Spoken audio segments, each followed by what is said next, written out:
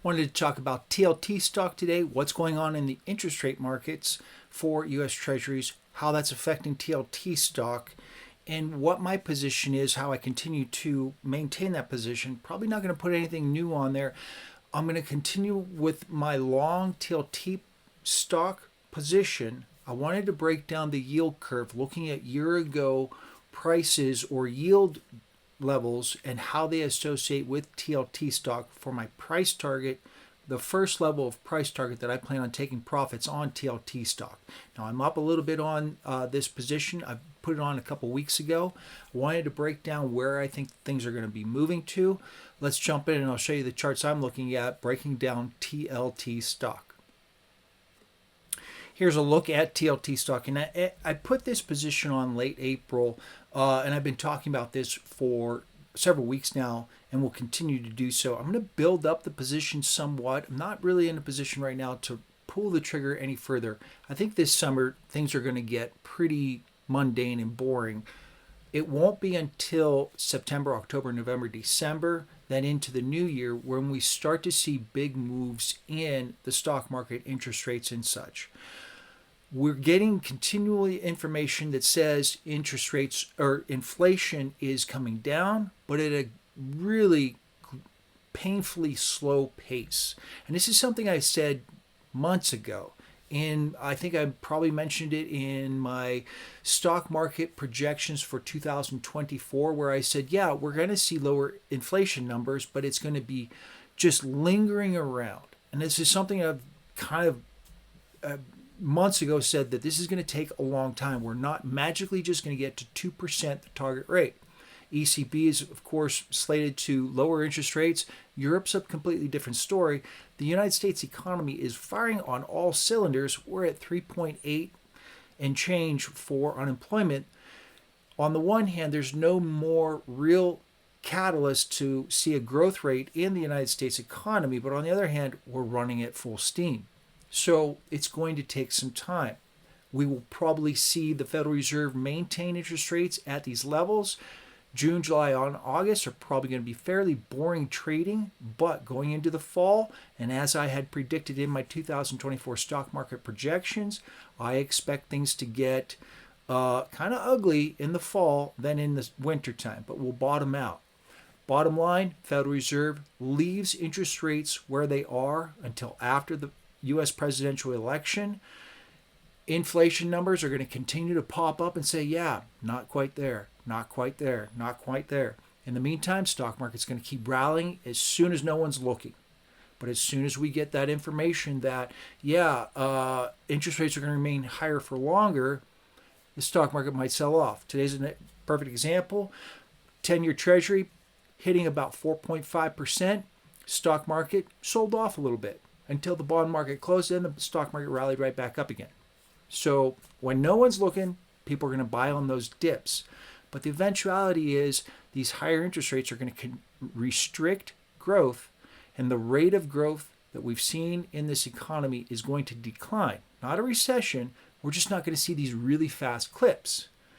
At some point, the Federal Reserve will lower interest rates, and they may have to do so rapidly because they're holding on to higher interest rates for longer than probably they want to. Because of that, they'll be lowering interest rates rapidly. Now here's a look at the U.S. 10-year Treasury, and on this chart it's showing the 10-year at 4.498. It did clear 4.5% for the day. I didn't update this chart. It's just a couple little blips. Moving forward, I do not expect the U.S. 10 to trade past 4.75. If it hit 5, that's really going to be shocking. Now, TLT stock, of course, and TMF stock, those are the ETFs that you're trading versus U.S. Treasury prices, then they trade on the 20 and 30. I always default to the 10 because it's the benchmark. And I do have, here is the yield curve, but I'm showing the version of the 30-year Treasury bond with all of the yield curve. Now the light blue is the 1 year ago for all of them. And as you can see, there a year ago, the 30-year was significantly lower, just above 4%. 4.11, I think, is what this particular chart shows for last year. That's important information. How does that coincide with price for TLT stock? Because eventually the Federal Reserve will lower short-term rates, which is all the way over on the left-hand side of this curve. Those short-term rates will go probably below the 10, 20, and 30 levels at some point, assuming that the Federal Reserve hasn't train wrecked its economy. The 30 and the 20 will move lower along with those lower interest rates on the short end. So that's something to keep in mind. The sort of ratio as to where interest rates for longer dated levels were and TLT stock sort of kind of correlating that. TLT was trading at over 100 on when the U.S. 30-year and the 20-year were about 4.15, 4.1%. I expect the 20 and 30 to drop below 4%. So I'm expecting TLT stock to move above 100. Maybe we see 105, 107, 110. Maybe we see as high as 120 if the Federal Reserve has train wrecked the economy too much. We'll see. That's going to take some time until we get that kind of information. But that's how I'm kind of breaking things down. And here's really what we're looking at. CPI month over month. As you can see, the first 3 months of this year elevated, very high. The latest data point was mellower, but not quite enough. The inflation rate needs to print roughly 0.2% month over month in order to get the year over year change down to about the 2% level.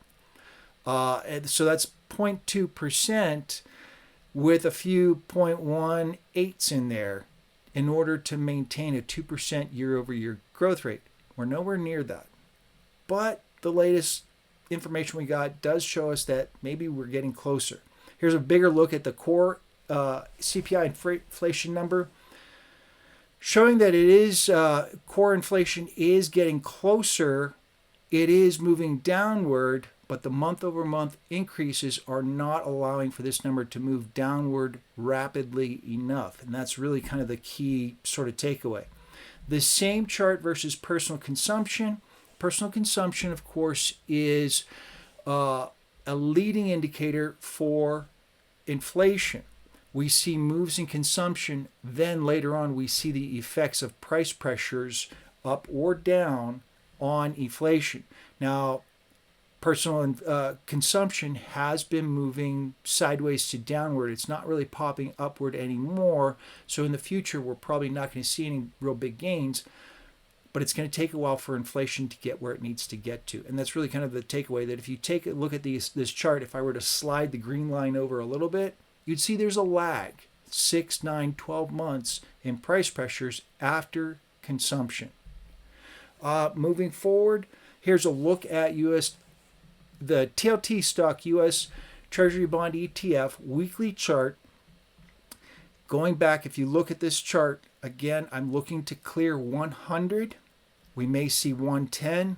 I don't think we see as high as 125. If the Federal Reserve did that much damage to the economy, that would be disastrous. Regardless, I do not see the Federal Reserve, if they do have to raise interest rates anymore, we're looking at it like a quarter to a half a point at most, if they think they need to move interest rates. I don't really see that happening. We have enough information that we're seeing a decline in inflation. It's just not fast enough. But I also don't see new growth happening. So the Federal Reserve, if they just keep things where they are, they will get to their 2% target rate, but this is going to take some time.